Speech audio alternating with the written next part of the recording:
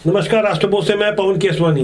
2017 से पूरे देश भर में सुप्रीम कोर्ट के आदेश के बाद जर्दा वाला, तंबाकू वाला गुटखा पूरी तरह प्रतिबंधित है।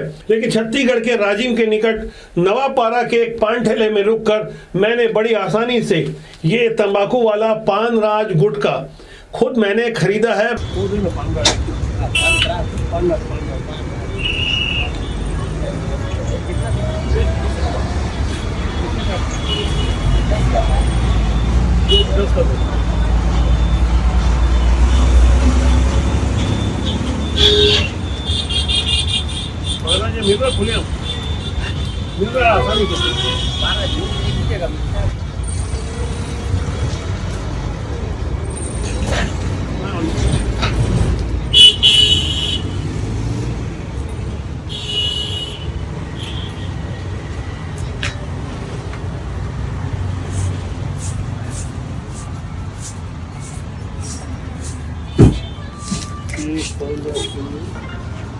आसानी पेमेंट भी हो गया, 10 रुपये में 4।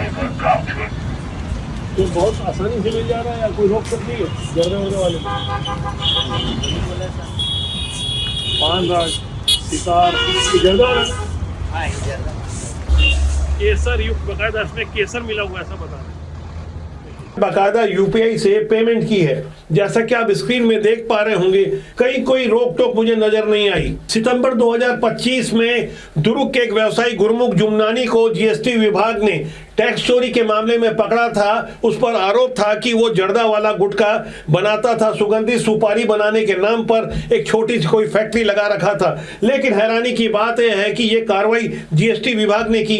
बेहतर होता कि नशे के विरुद्ध कड़ा प्रहार होता। दरअसल ऐसी नशे वाली गुटखा बनाने वाली जो फैक्ट्री होती है वो मुश्किल 5-10 लाख में लग जाती है। लेकिन अब आपको जान के हैरानी होगी, राजनांदगांव से रायपुर तक बदल बदल कर गुरमुख जुमनानी ने जो कारोबार किए, जीएसटी की चोरी के बारे में बताया गया कि करीब 317 करोड़ की इससे अकेले जीएसटी की रिकवरी होनी है। और ऐसे नामालूम कितने गुरमुख जुमनानी जैसे लोग अभी भी पकड़ के बाहर इसलिए हैं क्योंकि साफ तौर पर 2017 से प्रतिबंध के बावजूद भारत के युवाओं को बर्बाद करने के लिए ऐसे ही पान राज जैसे जर्दा वाले गुटखे भी बिक रहे हैं। लेकिन अब इसकी तोड़ भी निकाल दी गई है। सादे गुटखे में तंबाकू मिलाकर ये नशीला गुटखा तैयार कर लिया जाता है।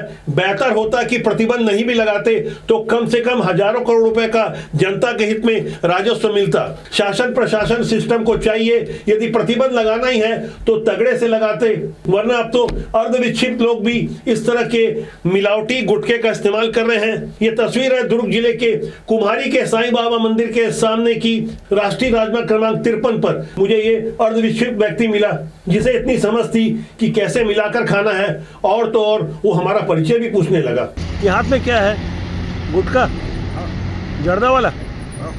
मिल जाता जर्दा वाला गुटखा? कौन सा दिखाओ तो। विमल दिखाओ।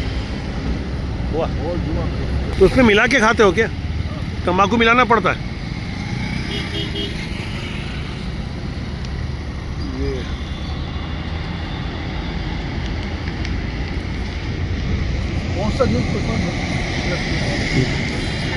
राष्ट्रबोध।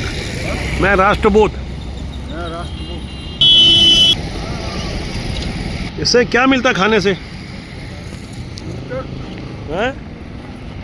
अपना मनोरंजन। वैसे तो ये काम खाद्य विभाग का है, लेकिन रायपुर में नई नई कमिश्नरी बनी है तो हमने उप पुलिस कमिश्नर मयंक गुर्जर से इस बारे में बात की कि जो काम खाद्य विभाग का है वह रायपुर की स्मार्ट कमिश्नरी क्या कुछ कर रही है। आप जैसे कि जान ही रहे हैं, कंटिन्यूसली पुलिस के द्वारा अलग अलग जांच अभियान चला के जो भी नशीले पदार्थ हैं जो प्रतिबंधित हैं और उसके अलावा जो उसके ऑफशूट्स हैं जिसको नशे के में प्रयुक्त किया जाता है उन सब के विरुद्ध कार्रवाई की जा रही है। जैसे कि गोगो पेपर में कार्रवाई की गई है।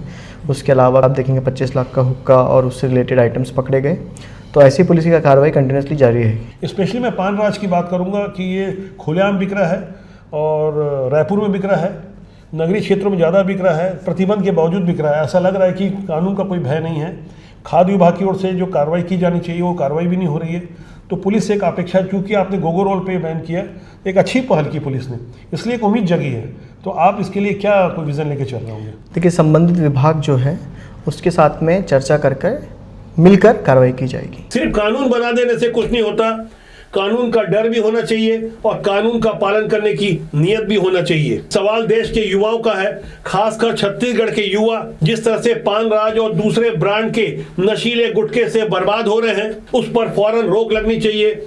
यदि आज हम नहीं संभले तो आने वाला कल हमें माफ नहीं करेगा। इस बारे में हमारा स्पष्ट मानना है, बिना राजनीतिक संरक्षण के ये अरबों का कारोबार कर पाना कदापि संभव नहीं है। खाद्य विभाग के जिम्मेदारों की ओर से खुलेआम संरक्षण मिल रहा है, ऐसा कहना थोड़ी जाती होगी, लेकिन यह समझना होगा बिना आग के धुआं नहीं उठता। फिलहाल हमारी पड़ताल जारी है। हम एक बड़े भंडार का पता लगाने की कोशिश कर रहे हैं, जहां कानून को ठेंगा दिखाकर भारत के युवाओं को ऐसे ही नशीले गुटखे से बर्बाद किया जा रहा है। हमारी इस कोशिश में आप भी साथ दीजिए, सिस्टम में बैठे हुए लोगों को आगाह कीजिए, राजनेताओं को उनका कर्तव्य याद दिलाइए। हमारा मानना है कि अच्छे लोग राजनीति में आए तभी ऐसी गंदगी साफ होगी। राजनीति बुरी नहीं होती, उसमें काम करने वाले लोग अच्छे बुरे होते हैं। फिलहाल अभी के लिए इतना ही, बहुत जल्दी मेरे आपसे फिर मुलाकात होगी। नमस्कार।